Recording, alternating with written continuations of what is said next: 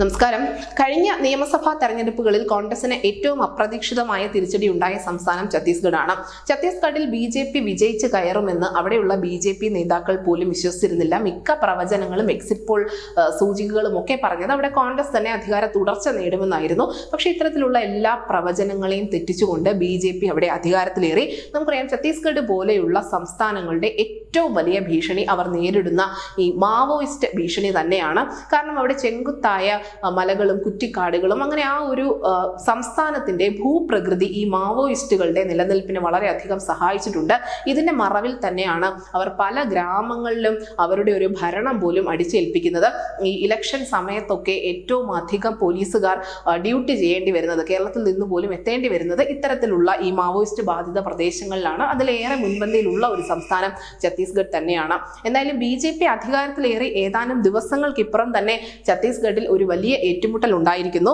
ഛത്തീസ്ഗഡിലെ സുക്മയിലാണ് സുരക്ഷാ സേനയും കമ്മ്യൂണിസ്റ്റ് ഭീകരരും തമ്മിൽ ഏറ്റുമുട്ടൽ ഉണ്ടായതും 5 മാവോയിസ്റ്റുകൾക്ക് ഗുരുതരമായ പരിക്കേറ്റിരിക്കുന്നതും. CRPFന്റെ കോബ്ര 201 ബറ്റാലിയനും ബസ്തർ ഫൈറ്റേഴ്സും ഛത്തീസ്ഗഡിലെ പോലീസും ചേർന്ന് സംയുക്തമായി നടത്തിയ ഏറ്റുമുട്ടലിലാണ് ഇത്തരത്തിൽ കമ്മ്യൂണിസ്റ്റ് ഭീകരർക്ക് വലിയ പരിക്കേറ്റിരിക്കുന്നത്. ഏറ്റുമുട്ടലിൽ ജവാന്മാരും പോലീസ് ഉദ്യോഗസ്ഥരും ഉൾപ്പെടെയുള്ളവർ സുരക്ഷിതരാണ് എന്നുകൂടി മാധ്യമങ്ങൾ പറയുന്നുണ്ട്.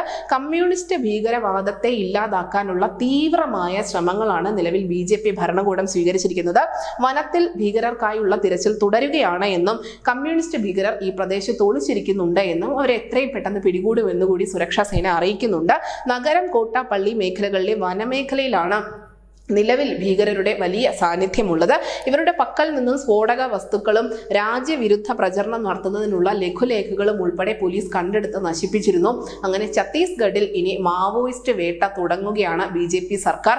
ഇത്രയും നാളും കോൺഗ്രസ് ആണ് ഭരിച്ചിരുന്നതെങ്കിൽ പോലും അവിടെ മാവോയിസ്റ്റുകളുടെ കൃത്യമായ സാന്നിധ്യം ഉണ്ടായിരുന്നു. അവർക്ക് ഭരണത്തിൽ പോലും കൃത്യമായ പങ്ക് പറ്റാനും സാധിച്ചിരുന്നു. അതുകൊണ്ട് തന്നെയാണ് ഈ കാലം അത്രയും ഛത്തീസ്ഗഡിൽ മാവോയിസ്റ്റുകൾക്ക് നേരെ ഒരു ചെറുവിരൽ അനക്കാൻ പോലും കോൺഗ്രസ് സർക്കാരിന് കഴിയാതെ പോയത്. ഈ പതിവുകളെല്ലാമാണ് ഇപ്പോൾ ബി.ജെ.പി മാറ്റിമറിച്ചുകൊണ്ടിരിക്കുന്നത്. അതുകൊണ്ട് തന്നെയാണ് അധികാരത്തിലേറെ ഏതാനും ദിവസങ്ങൾക്കുള്ളിൽ തന്നെ കമ്മ്യൂണിസ്റ്റ് ഭീകരർക്കെതിരെ അല്ലെങ്കിൽ മാവോയിസ്റ്റുകൾക്കെതിരെ ശക്തമായ നടപടി സ്വീകരിക്കാൻ അവർക്ക് സാധിക്കുന്നതും. News desk Malayalam.